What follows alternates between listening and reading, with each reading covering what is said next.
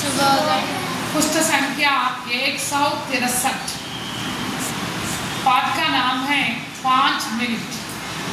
5 minute. कहानीकार मोहनलाल महतो वियोगी का जन्म 1902 में हुआ था। 1902 ఈయన జన్మించారమ్మా। ఈ కళాకారుడి పేరు మోహన్లాల్ महतो वियोगी। मोहनलाल महतो वियोगी। वे दशकों तक अपनी प्रखर प्रतिभा से हिंदी साहित्य की विभिन्न विधाओं को निष्ठापूर्वक समृद्ध करते रहे।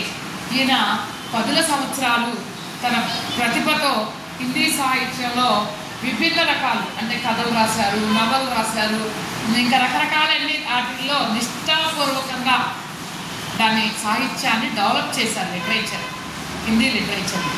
5 मिनट कहानी द्वारा वियोगी ने मानवता तथा न्याय व्यवस्था पर कठोर प्रहार किया है।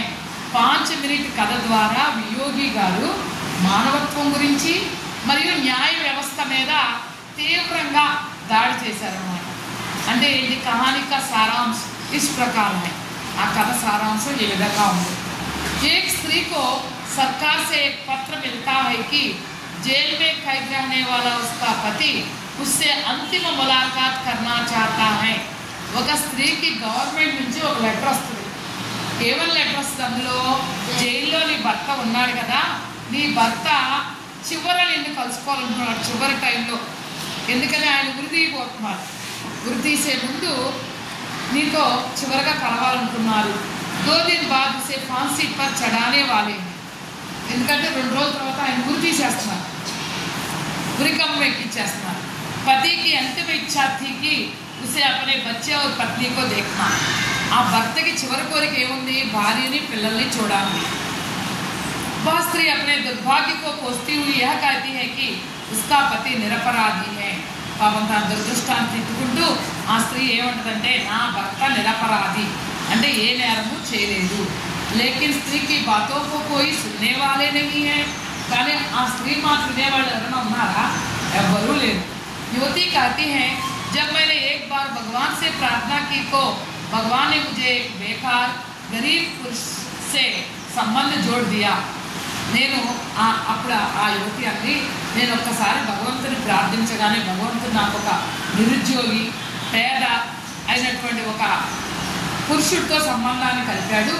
दूसरी बार प्रार्थना करने पर 2 बच्चों को मेरे पाले में डाल दिया। రెండోసారి ప్రార్థించగానే 2 పిల్లలు నా ఒళ్ళో పడేశాడు।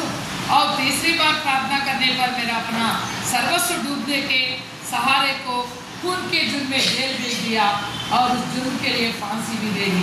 మూడోసారి ప్రార్థించగానే నా సర్వస్వము मेरा अपना सर्वस्व डूबने के सहारे को మొత్తం నా సర్వస్వం అయినా నాకు ఆధారమైన అయినటువంటి వాణ్ణి హత్యానేరంతో జైల్లో పంపించేశాడు।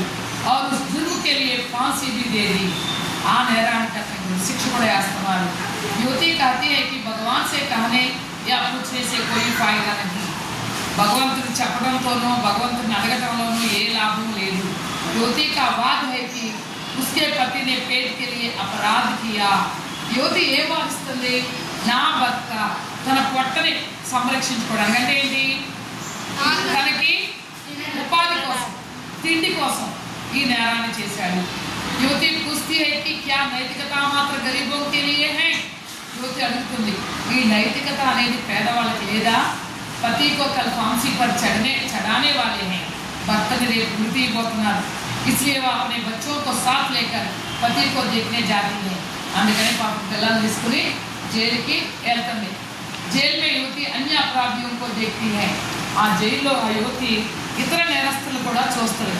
वह समझती है कि संसार में अकेली वह अभागी नहीं है। అప్పుడు అనుకుంటుంది ప్రపంచంలో నేను ఒక్కదాన్నే కాదు దురదృష్టవంతురాలిని। जेल में अपने पति से मुलाकात करती है। జైల్లో తన భర్తతో కలుసుకుంటుంది। उसे सिर्फ 5 मिनट का समय दिया जाता है। कितने मिनट का समय दिया जाता है? 5 मिनट। 5 నిమిషాలు టైం ఇస్తారు। उसका नाम प्रकाश है। అతని పేరు ప్రకాష్। अंधकार में रहने वाला प्रकाश, చీకట్లో మగ్గుతున్న ఎలుతురు అని చెప్పాడు। 1-2 शब्द बोलते ही 5 मिनट समाप्त हो जाता है। పాపం 1-2 మాటలు మాట్లాడుకోగానే 5 నిమిషాలు అయిపోతుంది। इस कहानी में युवती के द्वारा सामाजिक व्यवस्था में रहने वाली कमियों के बारे में लेखक कहते हैं। ముందే చెప్పుకున్నాం ఈ కథ ఒక న్యాయం గురించి, తర్వాత ప్రస్తుతం మనం న్యాయం ఎలా నడుస్తుంది, చట్టాలు ఎలా నడుస్తున్నాయి దానికి వ్యతిరేకంగా, తర్వాత ఇంకా ఏం చెప్పుకున్నాం, మానవత్వం. చూసారా, ఇద్దరు పిల్లలు ఆ స్త్రీని ఎవరు చూస్తారు, భర్తను గురిదీసేస్తే ఇందులో మానవత్వం లేదు అని చెప్పేసి ఈ రచయిత రాశాడనమాట. కాబట్టి ఈ కథ ద్వారా, ఈ యువతి ద్వారా మనకి సమాజంలో ఎటువంటి లోపాలు కనపడుతున్నాయో మనకు అర్థమవుతాయి అన్నమాట. అచ్చా బచ్చో, ధన్యవాదాలు.